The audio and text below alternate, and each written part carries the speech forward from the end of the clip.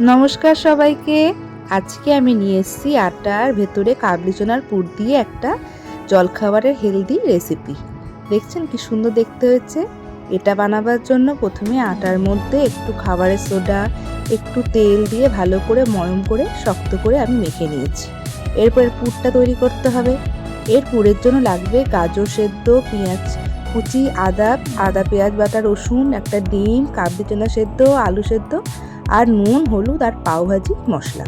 প্রথমে কাবলি চানাটাকে সেদ্ধ করে নিয়েছি, তারপরে ওর মধ্যে আলু সেদ্ধ, গাজর সেদ্ধ, পেঁয়াজ কুচি, আদা কুচি, পেঁয়াজ বাটা, পেঁয়াজ আর রসুন বাটা দিয়ে ভালো করে ম্যাশ করে নিলাম।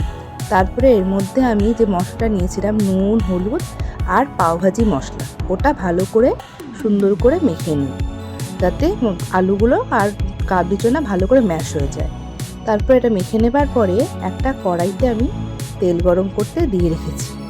ওই তেল গরম হয়ে গেলে এটা আমি ওর মধ্যে দিয়ে দিলাম এই মশলাটাকে। যে পুরটা তৈরি করবো এটাকে একটু ভাজতে লাগবে, কাঁচা দিলে একটা কাঁচা গন্ধ বেরোবে। ওই জন্য আমি মশলাটাকে ভালো করে এপিট ওপিট করে সুন্দর করে নেড়ে নিলাম যাতে ওটা সুন্দর একটা গন্ধ বেরিয়ে যায়। এরকম করে নেড়ে নেবার পরে আমি এটাকে থালার মধ্যে উঠিয়ে রেখে দেবো, দিয়ে ঠান্ডা হতে দেবো। ঠান্ডাটা হয়ে গেলে পরে তারপরে আমি এটা বানাচ্ছি। দেখুন কেমন করে বানাই, চলুন। এই যে ডিমটা যে আমি নিয়েছিলাম, এই ডিমটা ফেটিয়ে এই ঠান্ডা হয়ে যাওয়া মশলাটার মধ্যে আমি দিয়ে দিলাম। তাহলে ভেতরে এটা খেতে পুরটা আরও বেশ সুস্বাদু লাগবে। এরপর এটা হয়ে যাবার পরে আমি এটাকে সরিয়ে রাখলাম। এবার আটাটা যা মেখে রেখেছিলাম ওটা লেচি কেটে নিয়ে গোল করে রুটির মতন করে বেললাম। এরপর এই যে মশলাটা বানিয়েছি এটা এর মধ্যে দিয়ে দিলাম।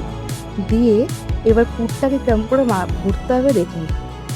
এপিট ওপিট দিয়ে ভালো করে নেবার পরে যে ডিমটা আমি ফেটেছিলাম ওই ডিমের একটুখানি এদিক ওদিক দিয়ে আমি এটা সাটে নিয়েছি। এই যে এরকম করে সব পুরগুলো ভরে ভরে আমি এটাকে রোল মতন বানিয়ে নিচ্ছি।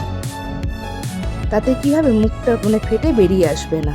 এপিট ওপিট ভালো করে নেড়ে নিয়ে পুরটাকে দিয়ে দিলাম। দেবার পরে এবার দুই সাইড দিয়ে আগে মুড়িয়ে দেবো। এই যে ডিমটা নিয়েছিলাম ওই ডিমটাই আমি দুই সাইড সব জায়গায় লাগিয়ে দিলাম, দিয়ে দুই সাইড দিয়ে নেড়ে দিয়ে ওপর দিয়ে আবার সুন্দর করে রোল করে নিয়েছি। এমনি করে আমি সবগুলো তৈরি করে নিয়েছি। এবার এগুলোকে আমি কড়াইতে আবার অল্প একটু তেল দিয়েছি, দিয়ে এটাকে স্যালো ফ্রাই করছি। আঁচটাকে একদম কমিয়ে দিয়েছি, দিয়ে এটাকে একদম স্যালো ফ্রাই করে নিয়ে রাখতে লাগবে। ভালো করে লাল হয়ে গেলে পরে এটাকে উল্টে দিতে হবে। দেওয়ার পরে এটা আস্তে আস্তে হতে থাক। ততক্ষণে আমি আমার ছেলেকে দেখি ও কী করছে। ও টিফিনটা আজকে তো আমি এটাই দিচ্ছি। ওকে বলেছি বাবু আজকে খুব সুন্দর একটা টিফিন দেবো, তাই জন্য ওকে বলে অর্ধেক তোর হোম টাস্কগুলো করে নে। এই যেটা হয়ে যাবার পরে এটাকে আমি উঠিয়ে রেখে দিলাম। এরপরে যে বাদ বাকি যেগুলো ছিল সেগুলো আমি ভেজে নেব একে একে। দেখছেন কেমন খাস্তা হয়েছে দেখতে, আর খেতেও এটা খুব সুস্বাদু। এরপরও আমি এগুলো উল্টিয়ে দিয়ে দিলাম।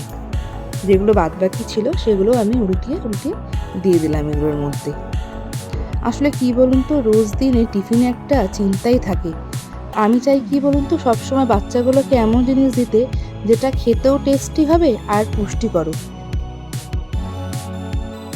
এই যে আমার রেডি হয়ে গেছে কাবলি চনার পুর ভরা রোল। যদি আমার ভিডিওটি ভালো লেগে থাকে তাহলে একটু লাইক করে দেবেন, সাবস্ক্রাইব করে দেবেন।